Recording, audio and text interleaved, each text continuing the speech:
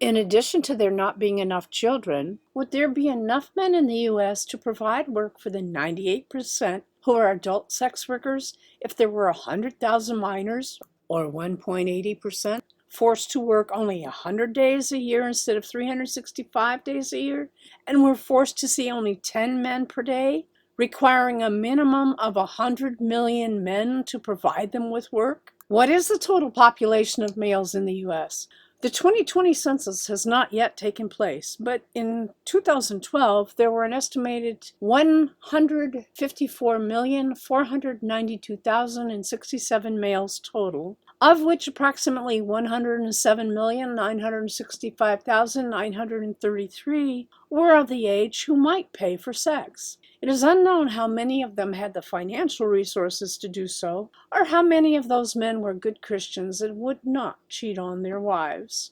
Granted, a number of men are repeat clients, so I accounted for that by using fewer days per year, just 100, and having them forced to service only 10 men per day, which is fewer than the abolitionists claim that victims are forced to work each day. And taking a calculator, I multiplied 100,000 children by 10 men a day by 100 days, and you get 100 million. So if the child sex trafficking victims are providing sex for 100 million men, where do the adult sex workers and adult sex trafficking victims find men to pay them? Here's what the numbers would look like for adult male, female, and trans persons in sex work who comprise 98% of all persons in the sex trade. If there were only 100,000 minors, there would be approximately 5,524,862 adult sex workers, or sex trafficking victims, which comprise the 98% of all persons involved in prostitution. And if those adults also only provided sex to 10 men per day